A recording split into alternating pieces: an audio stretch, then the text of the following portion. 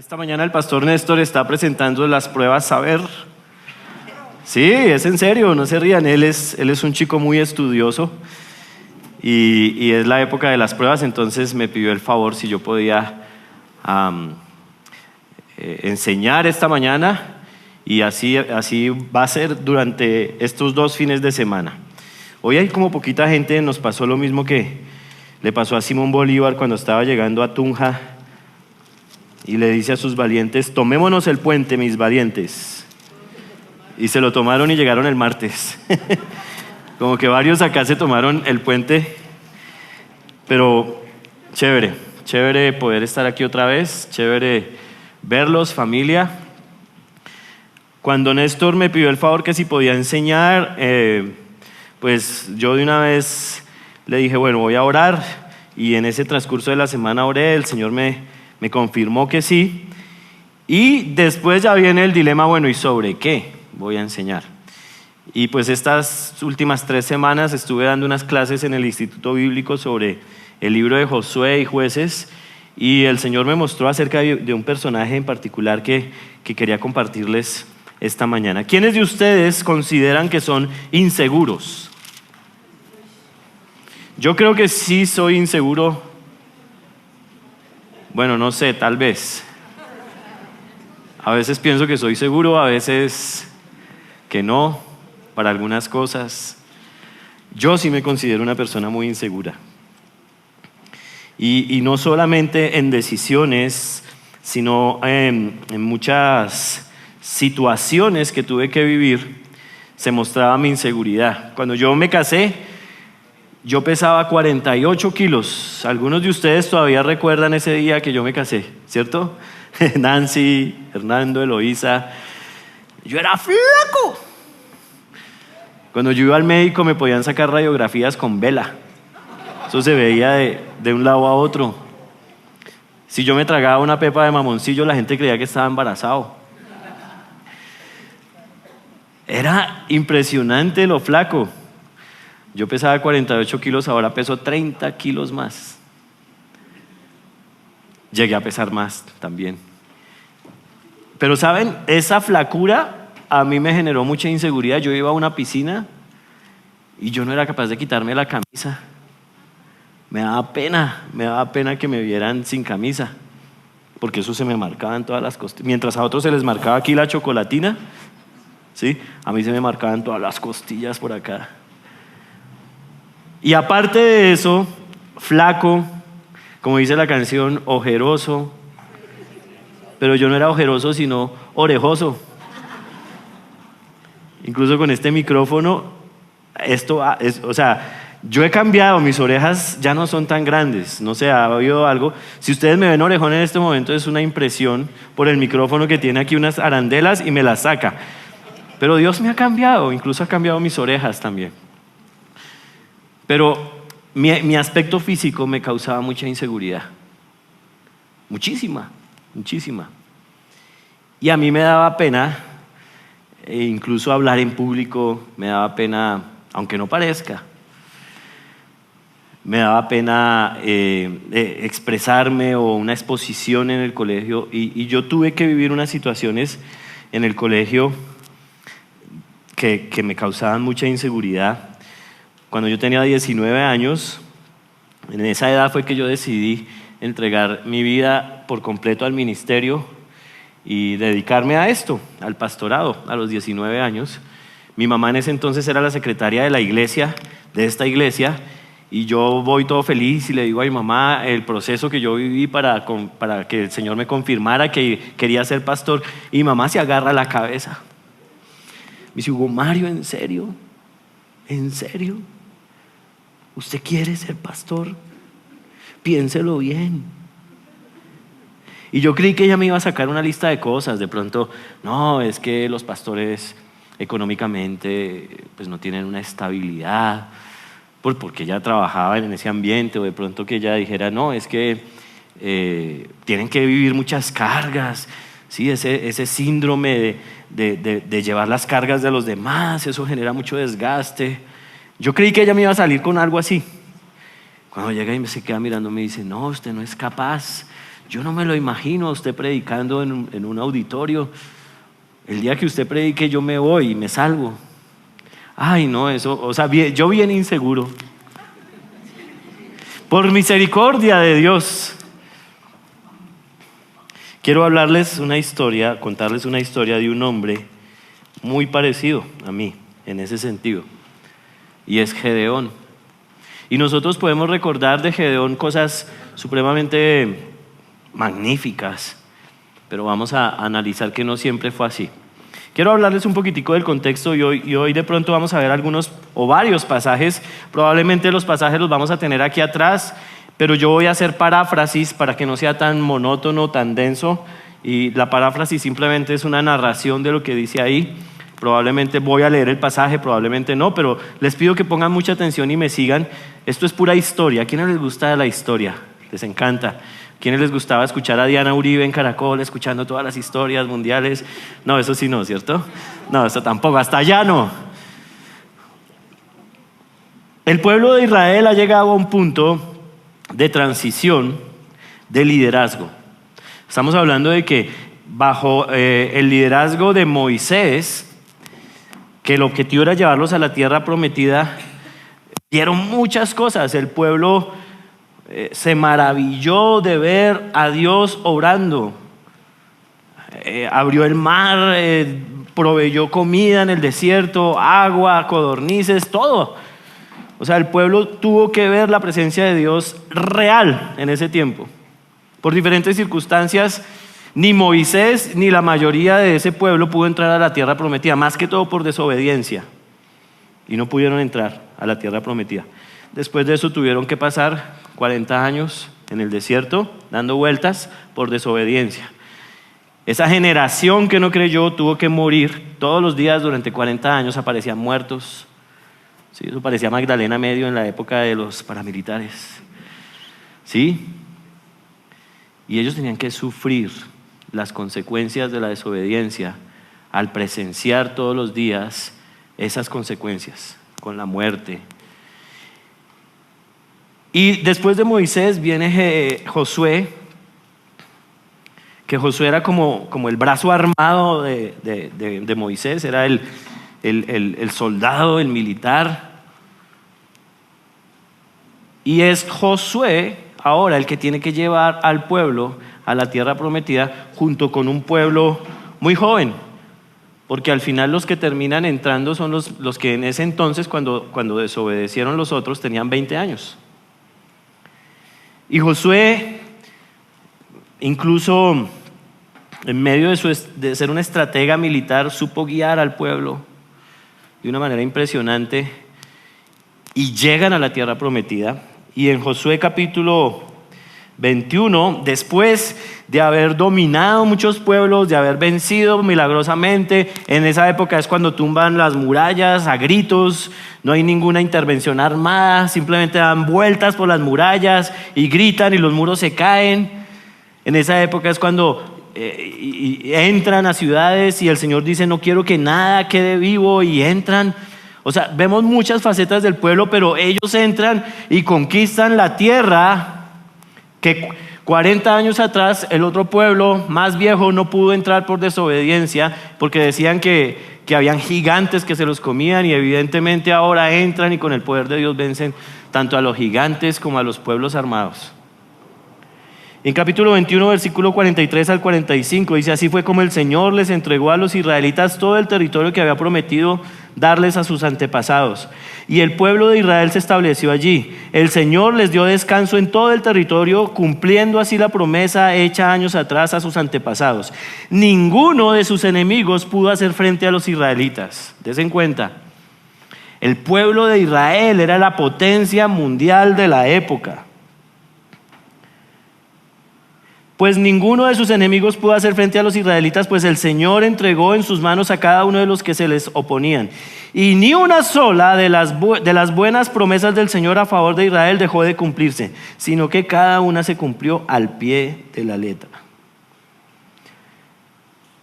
Y a raíz de eso, en Josué capítulo 24, entonces veamos, dice que Dios cumplió todas las promesas, ¿sí? Les dio la tierra, el pueblo ya estaba establecido.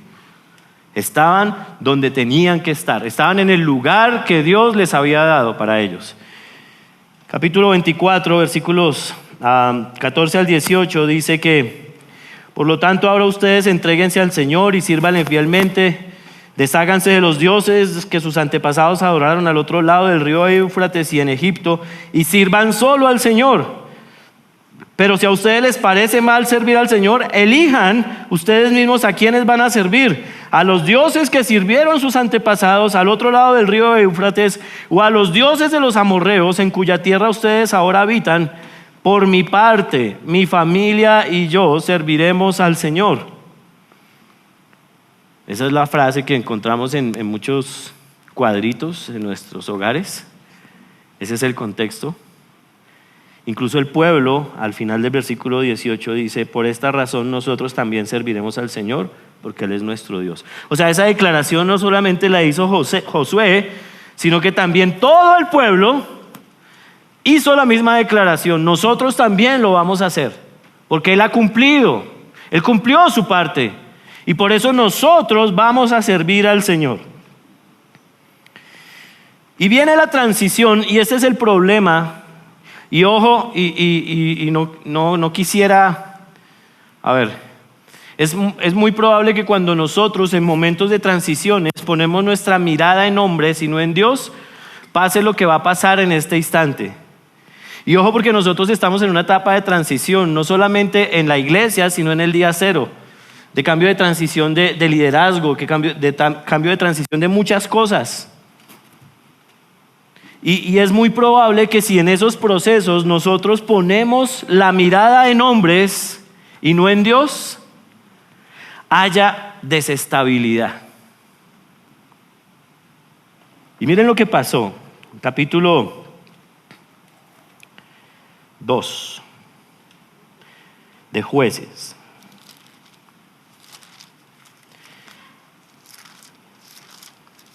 Espere, verifico.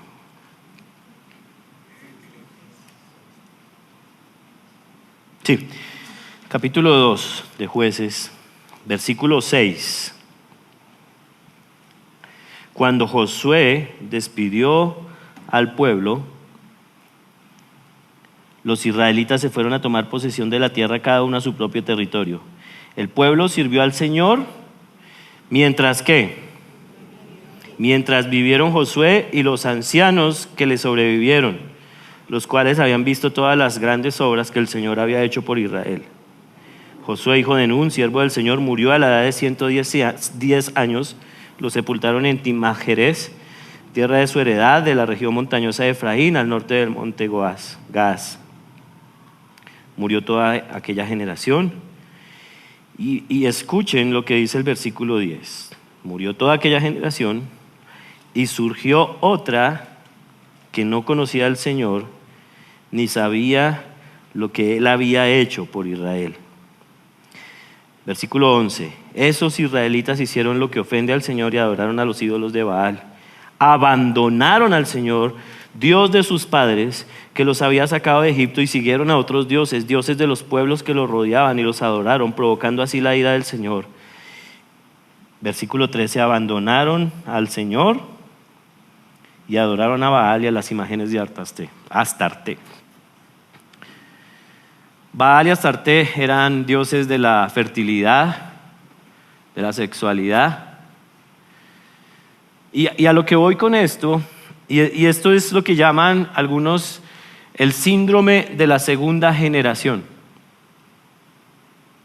Y el síndrome de la segunda generación es que es muy fácil que una generación obedezca, crea, siga a Dios, pero de una generación a otra todo cambie. Y eso fue exactamente lo que sucedió. Y por eso es que y ahí es cuando de pronto nuestros hijos se sienten incómodos.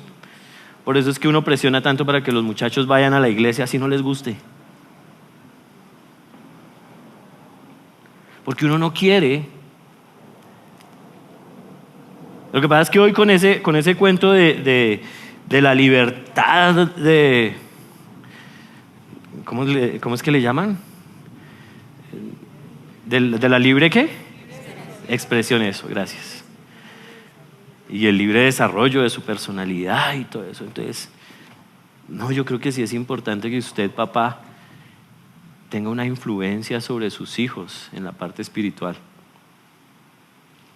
Más adelante ellos van a poder tener incluso si se dan cuenta al final de Josué les dice, yo no sé ustedes, pero yo y mi casa serviremos a Jehová. Pero él les da la opción. Dice, yo no sé ustedes qué van a decidir. Y va a llegar un punto en que usted como papá vaya a decir, bueno, yo no sé usted qué va a hacer. ¿Sí? Yo ya le enseñé lo que... ¿sí?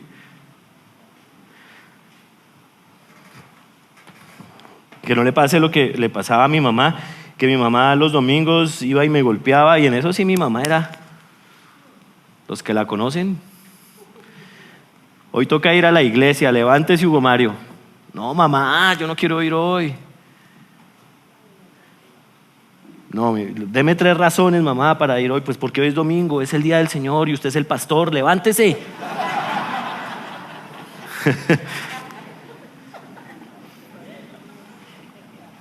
A raíz de esta crisis de liderazgo, el pueblo de Israel cayó no solamente en una crisis de liderazgo, sino en una crisis de espiritual, donde se olvidó totalmente de Dios, del Señor. Y quiero que vean, esto es lo que llaman una espiral descendente. Aquí no está en forma de espiral, sino en círculos.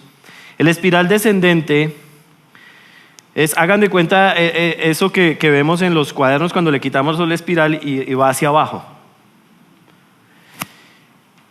Y el libro de Jueces es un ciclo, así, un ciclo decadente. Quiero que veamos la gráfica. Y este es el ciclo que normalmente sucedía. Había bienestar. El pueblo ponía sus ojos en los Baales, y cuando habla de los Baales en el Antiguo Testamento está hablando simplemente de idolatría, está hablando simplemente de lo que no pertenece al Señor. Y eso los llevaba a una situación de enfriamiento. Y definitivamente cuando tú estás frío, tus acciones van a reflejar ese enfriamiento. Dijo la canción de Simón Simón, el gran varón, ¿cierto? Si del cielo te caen limones, aprende a hacer limonada. Tú no puedes esperar sembrar una cosa y cosechar otra. Si estás frío, alejado de Dios, vas a cosechar pecado. Y esto trae una consecuencia. Y escuchen, a veces nosotros confundimos consecuencias con que Dios no me está bendiciendo. No, es diferente. Mucho de lo que le pasaba al pueblo y de lo que nos pasa a otro es simplemente por estar separados. Dice el Evangelio de Juan que separados de Él no podemos hacer nada, absolutamente nada. Y después del pecado vienen las consecuencias. Vulgarmente, Dios nos está diciendo, chupe, mijo. ¿Sí? ¿Me desobedeció? Mire, son consecuencias. Es la ley de la siembra y la cosecha. ¿Sí? Tome para los dulces. Y después el pueblo, y es casi que está ahí, cuando tú conoces de Dios y estás en la mala, estás en crisis, llega un punto donde te cansas de comer las algarrobas de los cerdos. Y vas a decir, oh, yo aquí comiendo algarrobas de cerdos y mi padre que está allá. ¿Se acuerdan la historia del hijo pródigo? Y llega un momento de arrepentimiento. Gracias a Dios que Él piensa diferente a lo que pienso yo. Porque Dios escuchaba al pueblo y lo perdonaba y mandaba un caudillo.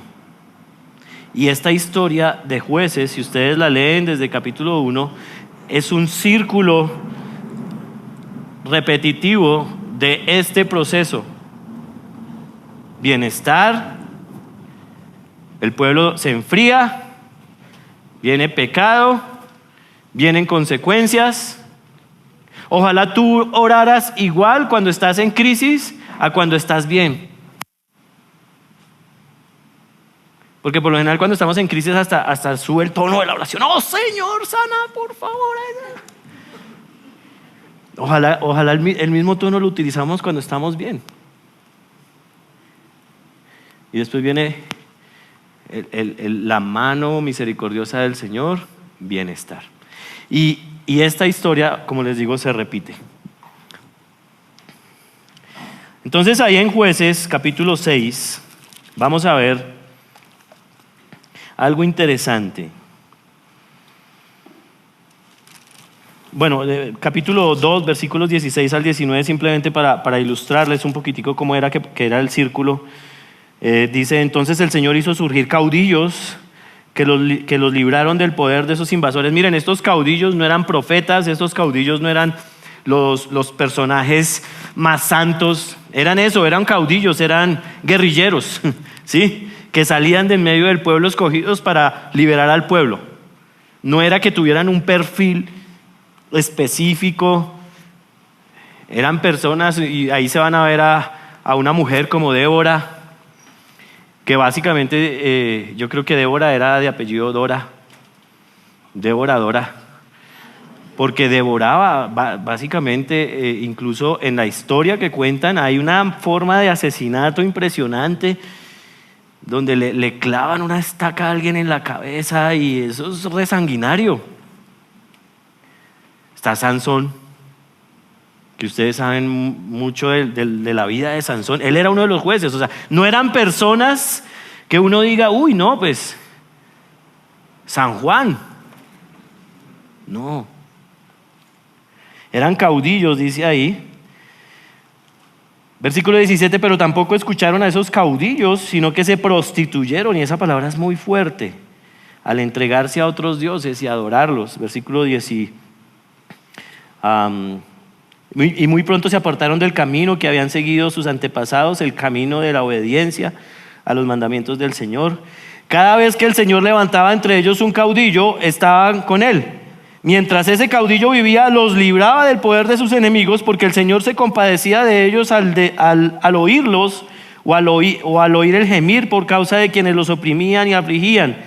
Pero cuando el caudillo moría, ellos volvían a corromperse aún más que sus antepasados, pues se iban tras otros dioses a los que servían y adoraban. De este modo se negaban a abandonar sus malvadas costumbres y su obstinada conducta. Ese era el proceso. Y entonces moría el caudillo, volvían al círculo de decadencia, de desobediencia, y hacían el círculo completo. Él escuchaba el clamor, tenía misericordia y mandaba a otro. Y ahora sí, Jueces capítulo 6. Le tocó el turno a Gedeón. Algunos comentaristas dicen que son 14 jueces, otros dicen que son 13. Los jueces no tenían la posición o la labor que tienen nuestros jueces hoy en día de impartir ley. Simplemente eran personas que peleaban, que combatían. Capítulo 6, versículos 1 al 10.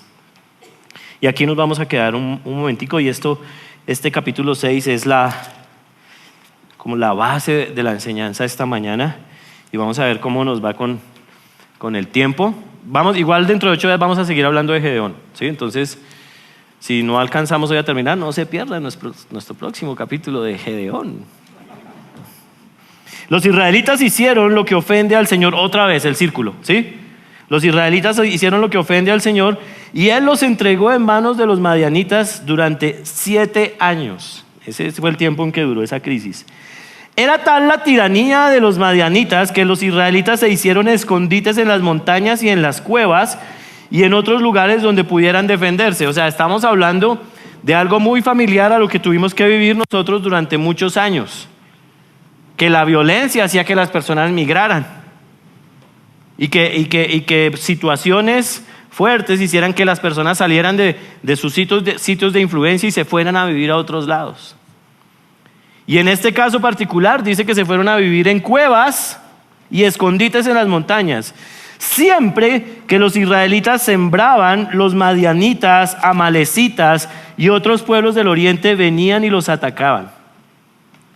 Entonces, aparte de la violencia, había hambre. Porque dice que siempre que sembraban, ellos venían a quitarle las cosechas. Se robaban el ganado.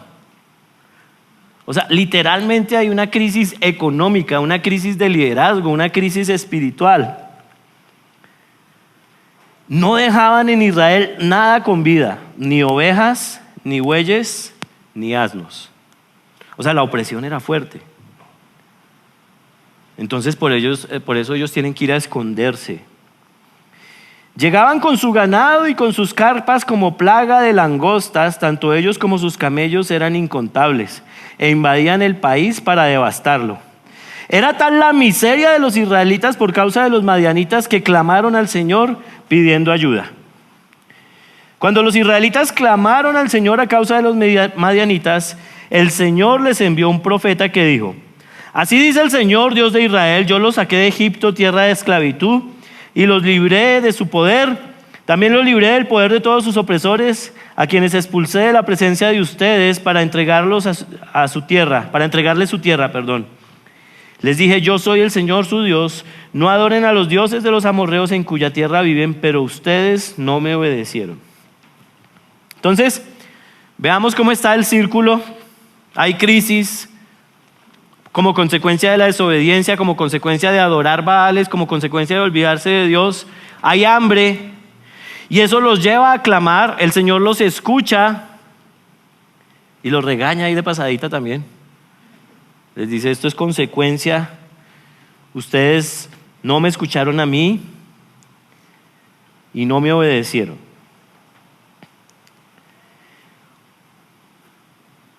Pero quiero que vean el contexto de esos 7 años. Era terror profundo, a tal punto que los llevó a clamar. Por lo general, crisis siempre nos lleva a eso. Y en muchos personajes de la Biblia vemos como una necesidad sentida, algo que siento: hambre, divorcio, enfermedad, cualquier situación que hace que mi espíritu no esté bien, que mi cuerpo no esté bien, que mi alma no esté bien, me lleva a una necesidad real que es Jesús. Es el caso de esta mujer que está en el pozo y Jesús llega a pedirle agua y empieza una conversación que no debería haber estado, porque Jesús no podía juntarse con samaritanos, ni viceversa, ni siquiera él debería estar hablando solo con una mujer. Y él le dice: es que 5 maridos tienes y el que tiene aún no es tu marido. Esa era la necesidad sentida. ¿Y se acuerdan qué era lo que él le estaba ofreciendo a ella ese día al final? Agua. Él le pidió agua. Y al final él le dice: si tú supieras quién soy yo soy el que te daría agua, no yo te estaría pidiendo a ti agua. Pero no te daría agua cualquiera, sino un agua diferente, agua que te va a quitar la sed por completo, agua de vida. Esa era la necesidad real. Por lo general, tú llegaste a los pies de Jesús casi siempre reconociendo que estabas viviendo una necesidad sentida y que te llevaba a una necesidad real. Versículo 11. Y aquí vemos el encuentro, lo que pasó con Gedeón. El ángel del Señor vino y se sentó bajo la encina que estaba en Ofra, la cual pertenecía a Joás, del clan de Abiezer. Su hijo Gedeón estaba trillando trigo en un lagar para protegerlo de los madianitas. El Señor se le aparece a Gedeón en forma de ángel, pero no era un ángel con alitas, con aureola. Era como una apariencia de hombre. Más adelante nos vamos a dar cuenta. En este momento Gedeón no lo reconoce como un ángel, lo reconoce como un simple hombre. Ahora, imaginémonos el contexto de esto. Primero, dice que el ángel del Señor se sentó bajo la encina. ¿Qué es una encina? Es un árbol. Es una clase de árbol. Por eso es que el apellido Encinares significa un grupo de árboles. Estaba en una encina de propiedad de un familiar de Gedeón. Y Gedeón estaba trillando trigo en un lagar para protegerlo de los madianitas. Primero, trillar trigo es un proceso bien especial. Y para trillar trigo en esa época se necesitaba un espacio abierto.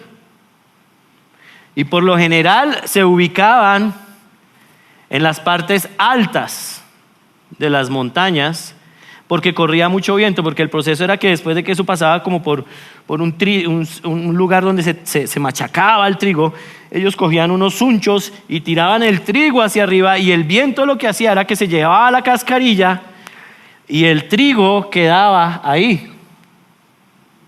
Ese era el proceso. Pero dice que este hombre, Gedeón, estaba trillando el trigo en un lagar para protegerlo de los madianitas. ¿Qué es un lagar? Donde se pisa uva. ¿Se han visto esas películas? Yo una vez vi con mi esposa una película que se llamaba Un paseo por las nubes. La vieron hace muchos años, ¿sí? Toda romántica, donde llegaba el tiempo de la vendimia, y la vendimia la celebraban con una fiesta donde el lagar es como un hueco, ¿sí? Un hueco curvo que tiene en la parte de la base unos tubos, y ahí echan toda la uva madura, y se meten las doncellas con sus faldas a bailar ahí encima de las uvas, a machacar, y por debajo salían, y ahí estaba ¿cómo era? El protagonista, ¿cómo era que se llamaba, Juli? Keanu Reeves, algo así, mirando a la doncella y mirando cómo bailaba, ¿sí? Ustedes se imaginan ese jugo de uva cómo quedaba, con pedazos de uña. ¿Qué tal si tuvieran hongos? Quedaba de una vez fermentado ese vino de uva. Y entonces ese era por lo general un hueco que se hacía en la tierra, o se levantaba un tubo, y ese era un lagar. Y dice que ahí, en ese lugar, estaba Gedeón con el trigo. ¿Entraba viento allá adentro? No. Yo estuve leyendo y aparentemente Gedeón, en medio de su temor, porque él decía, ahí en el versículo al final dice, para que los madianitas no vinieran a llevarse el trigo, y era como de afán, ¿no? Él llegaba y como que cogía el trigo acá y lo echaba así, él mismo producía el viento, y como mirando a ver que fuera rápido el proceso para que no vinieran los madianitas a saquearlo.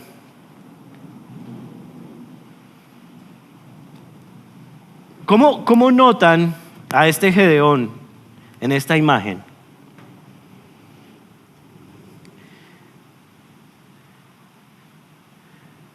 Convencido, lleno de temor. ¿Saben? El temor hace que nosotros empecemos a tomar decisiones erradas. Inseguridad es la falta de confianza en ti mismo, cuando tú piensas que no eres suficiente, que no tienes el talento adecuado, cuando tú piensas que no eres una buena mamá, que no eres una buena esposa, cuando tú piensas que fallaste como papá, cuando tú piensas que no das la talla, que no llenas las expectativas. Lo que me pasaba a mí cuando era flaco. Y ahora que soy gordito, tampoco es que me guste quitarme la camisa en la piscina, yo miro para todos lados.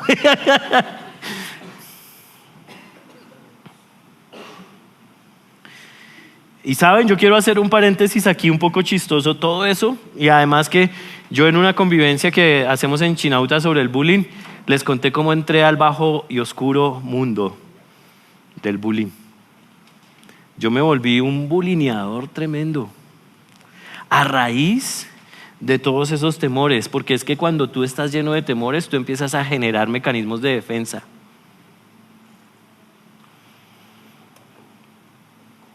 Y nos volvemos los pesados porque nos sentimos pequeños. Es simplemente para mostrar que somos superiores. Y son máscaras. Nos comparamos con otros. Para mí era impresionante, y yo lo compartía esto con el grupo de alabanza ahorita esta mañana, el pastor Néstor, químico de la Nacional. Alejandro Torres, publicista reconocido. Hugo Mario Rodríguez terminó instituto en un instituto que ni siquiera es aprobado por la Secretaría de Educación. A mí me pasaba lo que le pasaba a la mona esta de Betty la Fea. Porque yo hice unos semestres de contaduría en la Santo Tomás y yo era como decir que yo hice unos 6 semestres en la San Marino.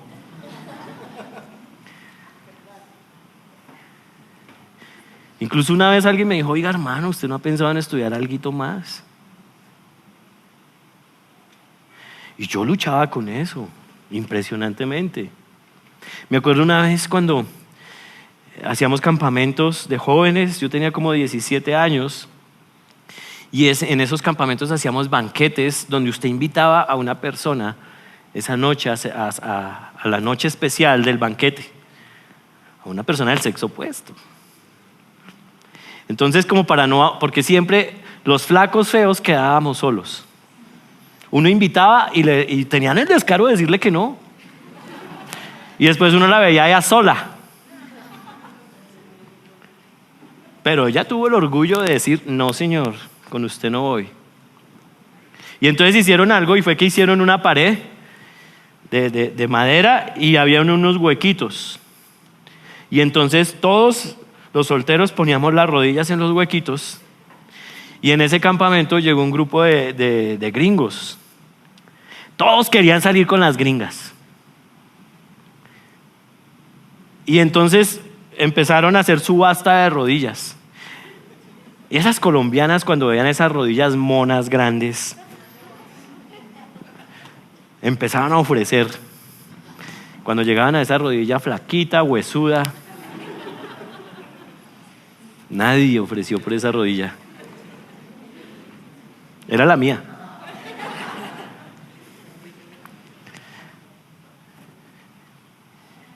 Y todo eso hacía mella en uno, ¿no? Yo me acuerdo que yo anhelaba tener unas zapatillas Reebok. Y aquí está mi papá, yo creo que mi papá se acuerda de esa época. De eso que uno pide las zapatillas Reebok, ¿sí? Para originales, ¿no?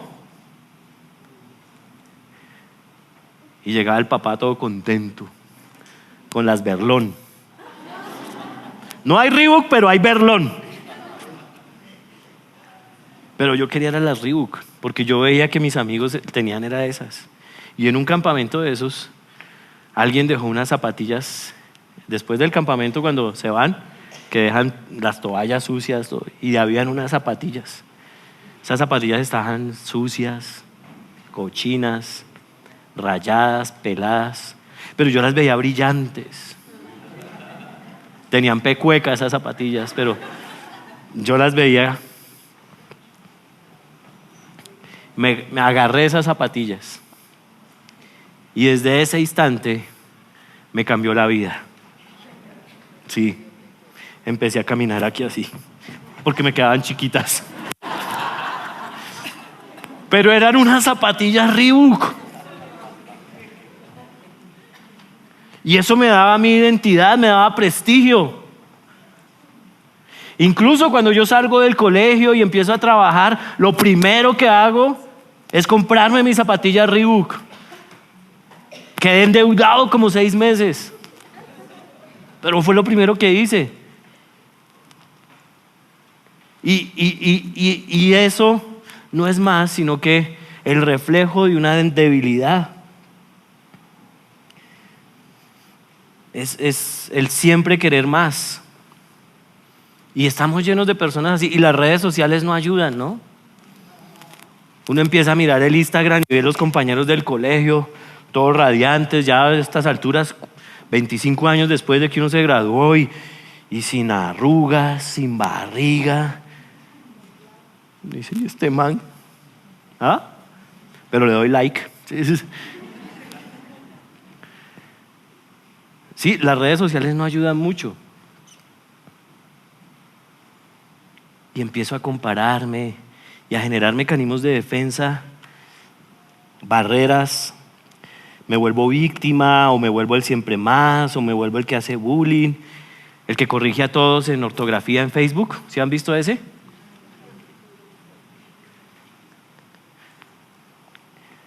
El despreocupado, el que no le importa nada, pero en el fondo sí le importa mucho todo. Pero él aparenta que no me importa nada. Ese es el que más sufre. Quiero que veamos el versículo 12. Y esto cambió radicalmente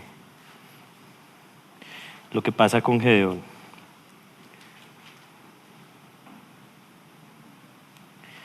Cuando el ángel del Señor se le apareció a Gedeón, le dijo: el Señor está contigo, guerrero valiente.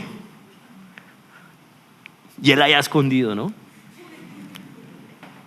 Cuando yo leí esto, yo pensé, uy, el Señor tiene sentido del humor. Guerrero valiente.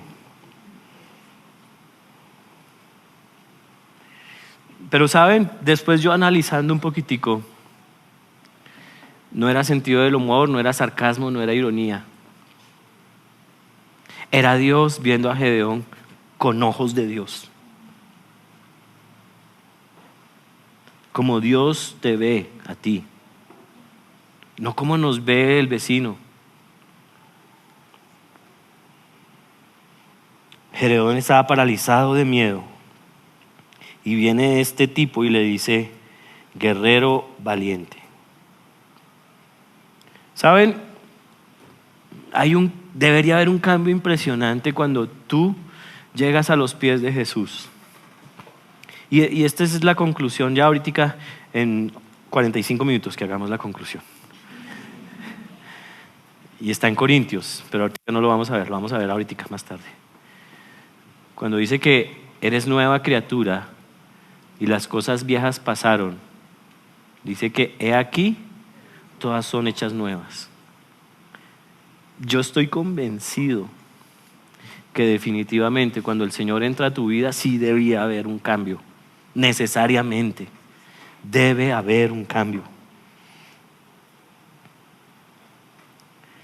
Segunda de Tesalonicenses 2, 13 al 14 dice: nosotros en cambio siempre debemos dar gracias a Dios por ustedes, hermanos, ¿qué? Amados por el Señor. Cuando estamos en Cristo somos amados por el Señor. Porque desde el principio Dios los escogió. Cuando estamos en Cristo somos ¿qué? Escogidos por el Señor para ser salvos. Cuando estamos en Cristo somos ¿qué? Salvos por el Señor, mediante la obra santificadora del Espíritu y la fe que tienen en la verdad. Para esto Dios los llamó. Somos llamados por nuestro evangelio a fin de que tengan parte en la gloria de nuestro Señor. Entonces, cuando uno está en Cristo, cuando Dios te dice guerrero valiente, tú ya no eres un cobarde, tú eres un guerrero valiente. Y ahí en ese punto, si Dios me amó, ¿qué me importa el que no me ama? Si Dios me llamó, ¿qué me importa el que no me llama? Si Dios me escogió, ¿qué me importa el que no me escoge? Cuando uno entiende este principio, debería cambiar radicalmente y no estar comparándose con los demás. Porque tú entiendes quién eres en Jesús. Y miren, este concepto yo no lo entendí yo empecé a los 20 años el ministerio, hace 24 años. Y yo no lo entendí hace 24 años, ni hace 20 años, ni hace 15 años. Lo entendí hace como 7 años. ¿Quién soy en Jesús? Y eso causó un efecto liberador en mí. Porque yo me comparaba todo el tiempo, comparaba mi matrimonio con el matrimonio de otros. Comparaba mi vida con la vida de otros, mi ministerio con el ministerio de otros. Y me sentía como Gedeón, temeroso, inseguro, escondido en las cuevas, metido en un lagar para que no vinieran otros a hacerme daño. Pero cuando tú entiendes quién eres en Jesús, esto debería cambiar. Versículos 13 al 15. Pero Señor, ¿cómo está ese Señor? ¿En mayúscula o en minúscula? En minúscula. Bueno, hay unas que están en mayúscula.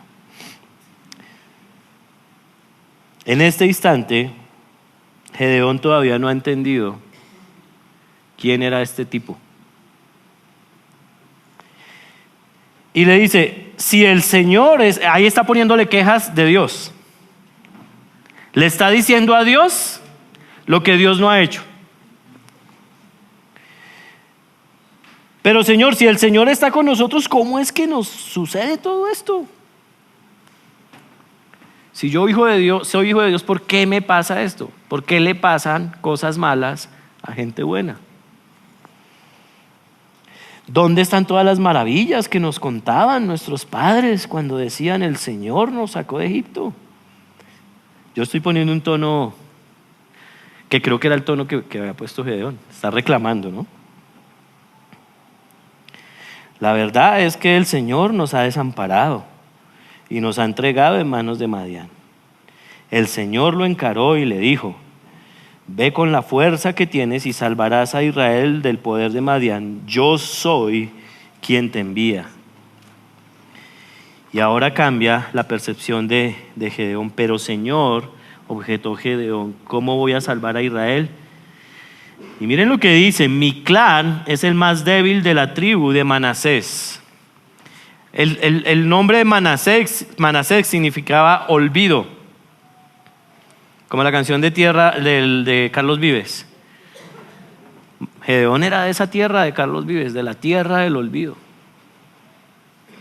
O sea, aparte de que se sentía inseguro, temeroso, él tenía razones para sentirse así por lo que estaba pasando y además porque venía de una familia insignificante. Dice, y yo soy el más insignificante de mi familia.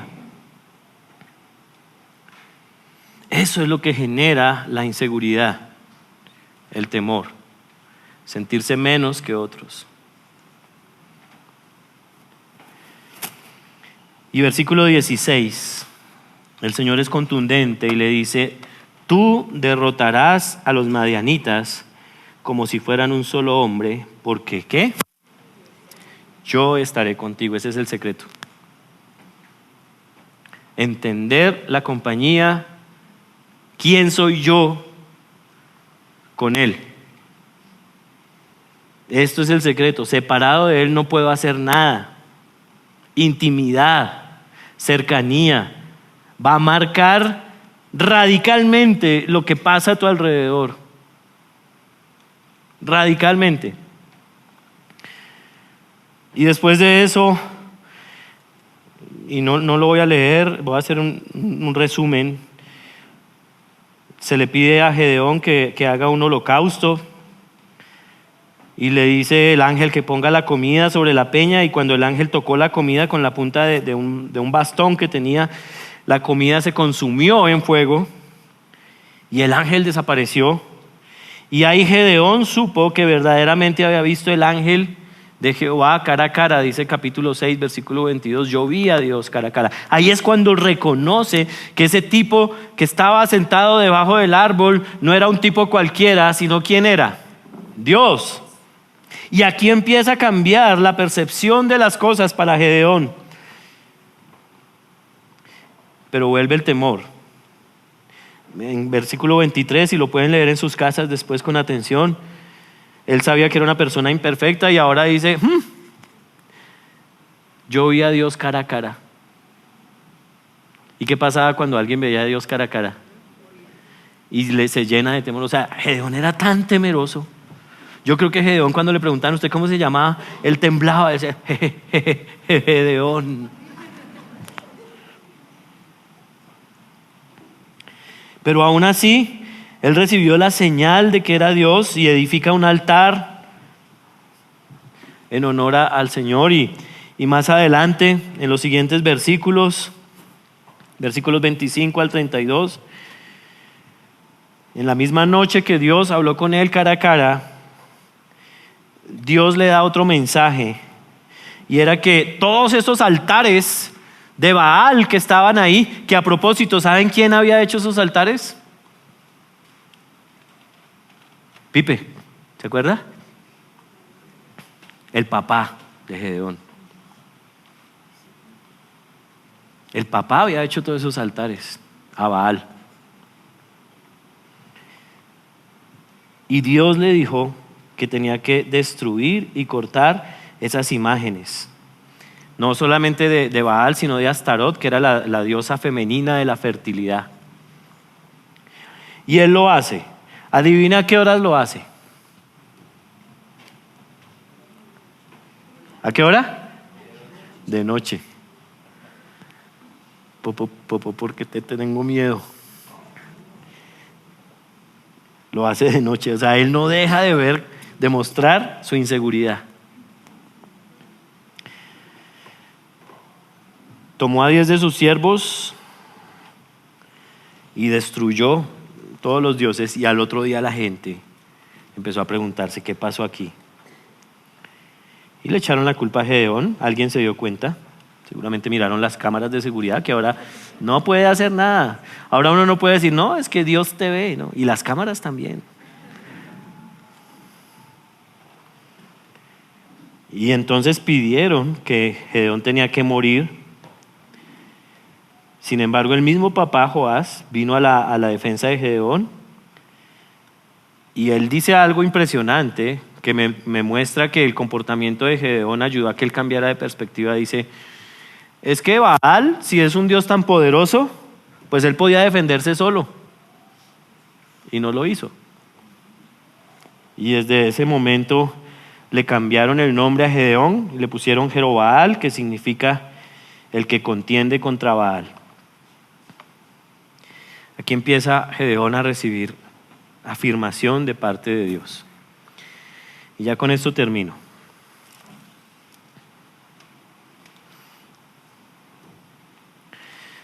Capítulo 6, versículo 22 dice, cuando Gedeón se dio cuenta de que se trataba del ángel del Señor, exclamó, ay de mí, Señor y Dios, he visto al ángel del Señor cara a cara. Ese fue el encuentro que cambió la percepción definitiva de Gedeón. Y versículo 34 dice, entonces Gedeón, poseído, ¿por qué? Por el Espíritu del Señor, tocó la trompeta y todos los del clan fueron convocados a seguirlo. Fue tal el cambio que un Gedeón temeroso, escondido en un lagar, viviendo en una cueva, ahora tiene seguidores. Ahora la gente lo busca y lo escucha. No por sus capacidades, porque Gedeón siguió siendo una gallina temerosa, sino por el encuentro que tuvo con el Señor.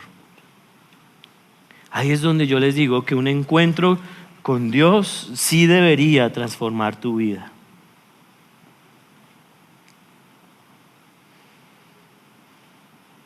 Un encuentro con el Señor sí te debe de hacer una nueva criatura. Quiero que observen este video, y esta es parte de la conclusión. Y es un video, voy a dar una introducción antes de que lo pongan, por favor. Es un video de un forense que hace dibujos, es un investigador forense que hace dibujos. Y él empieza a hacer un ejercicio donde las personas se autodescriben y le cuentan a él Él no las ve, están detrás de una cortina. Y la persona empieza a autodescribirse como se ve uno mismo y él empieza a pintar eso. Y después él le pide el favor a alguien diferente que haga una descripción de esa persona y también hace un retrato de eso. Y quiero que vean la experiencia. Bueno, ahí sigue con los testimonios de varios de ellos. Pero se dan cuenta la diferencia de una persona que se autodescribe y el dibujo que resulta de eso y de alguien que hace la misma descripción de la persona. ¿Ustedes se imaginan si hubiera sido el ángel del Señor el que estuviera sentado ahí describiendo? ¿Cómo hubieran quedado? Es que Dios te ve diferente a como tú te ves. Y no solamente Él te ve diferente, sino que Él prometió hacer de ti una criatura diferente. Por eso yo estoy convencido y por eso es que en el día cero y en lo que hacemos allá en Chinauta, le apostamos, lo que hacemos en la escuela, le apostamos definitivamente al poder transformador del Evangelio, porque yo sí creo que debe transformar. Y yo sí creo que si tú eres hijo de Dios, tú deberías ser diferente haciendo negocios. Si tú eres hijo de Dios, tú deberías ser diferente levantando un hogar. Si tú eres hijo de Dios, tú deberías ser diferente enseñando, siendo profesor, siendo ama de casa. Sí debería haber algo diferente. Y la gente lo debería notar. La búsqueda de nuestra identidad es una labor en la cual todos participamos. Y saben, nosotros definimos nuestra identidad por el lugar de donde venimos. Nosotros definimos nuestra identidad por la familia en que nacimos, por el trabajo que desempeñamos, por los logros que alcanzamos, por el carro que manejamos, por la ropa que vestimos. Todo eso nos lleva a definir nuestra identidad.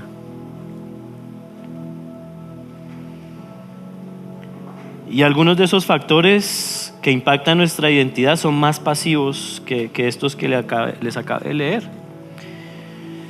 Sabemos que ellos existen, pero no nos gusta admitirlo. Se trata de cosas que no queremos que las otras personas vean.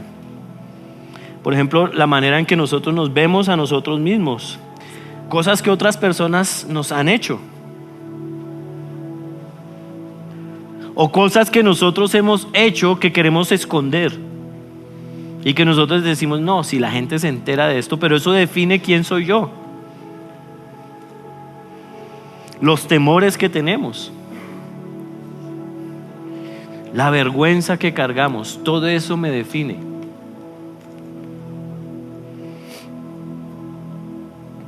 Pero lo que verdaderamente importa no es quién eres tú, sino de quién eres. Y eso debería marcar definitivamente tu identidad. No es de dónde eres, de dónde vienes, de qué país eres, de qué municipio eres, sino hacia dónde vas. Y cuando tú entiendes que no eres de acá, sino de allá, eso debería cambiar definitivamente. No radica en lo que has logrado, sino lo que has recibido gratuitamente. Y por eso es que digo que las redes sociales nos hacen tanto daño. Cuando empezamos a publicar lo que hacemos, a dónde vamos, los lugares que estoy conociendo, eso es lo que nos define. Y no debería ser así. Porque es que para ti que estás en Jesús hay una nueva identidad. Dice que todas las cosas viejas pasaron, están muertas y enterradas y son hechas nuevas.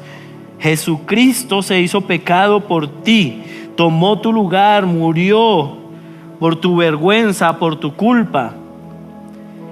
Y en Él recibes una nueva identidad. Él te dio una nueva vida, una nueva identidad. Créelo, es así. Nosotros somos una imagen propia de su amor, de su gracia. A veces no lo creemos. Léanlo. 2 Corintios 5. Por lo tanto, si alguno está en Cristo, es una nueva creación. Una nueva creación. Lo viejo ha pasado, ha llegado ya lo nuevo.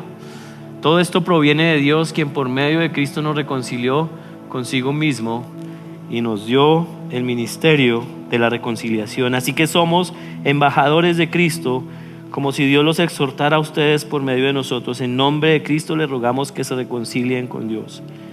Al que no cometió pecado alguno por nosotros, Dios lo trató como pecador para que en él recibiéramos la justicia de Dios. ¿Me acompañan orando, por favor?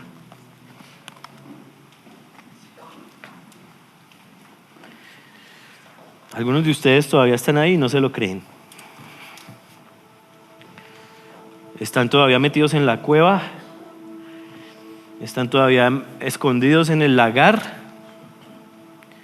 agachados, soplándole a las espigas para que no los vea nadie, porque nos da miedo.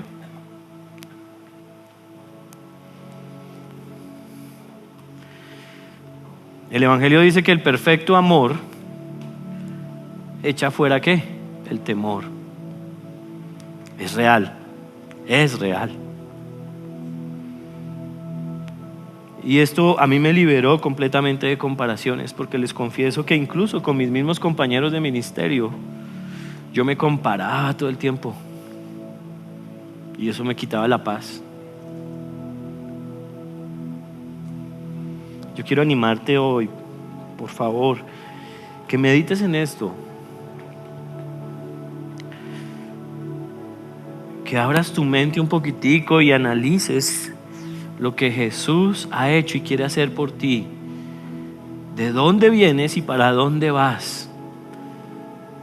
Y si yo sacara una lista de las promesas de Dios en cuanto a quiénes somos en Jesús, es inmensa.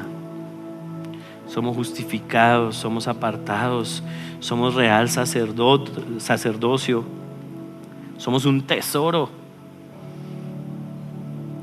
somos la niña de sus ojos. Eso eres tú en Jesús.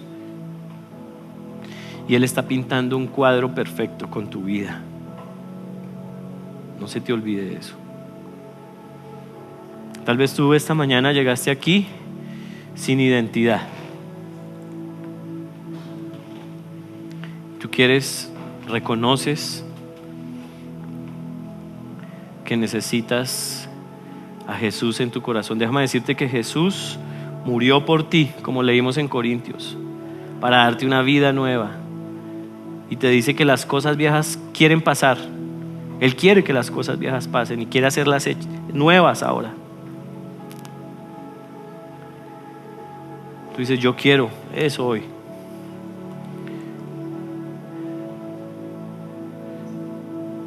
Cuando tú no haces eso, cuando tú no reconoces eso, tú simplemente eres una creación. No tienes una relación, no eres hijo de Dios. Pero cuando lo haces, ya te conviertes inmediatamente en su hijo y heredero de todas sus promesas. Si tú esta mañana quieres tener esa relación, esa identidad, yo quiero pedirte que te pongas de pie. Y va a haber alguien que te va a mostrar, que te va a enseñar. Nadie está mirando, todos están con los ojos cerrados. Y si tú quieres esta mañana tomar esa decisión, ponte en pie. Y alguien te va a mostrar qué necesitas hacer. Te va a llevar a un lugar aparte, te va a mostrar en la Biblia. Esto no es algo místico, no te van a hacer algo raro, no te van a hacerte caer al piso. No. Te van a mostrar simplemente qué es lo que dice la Biblia con respecto a eso. ¿Hay alguien que quisiera tomar esa decisión esta mañana? Bien. ¿Alguien más?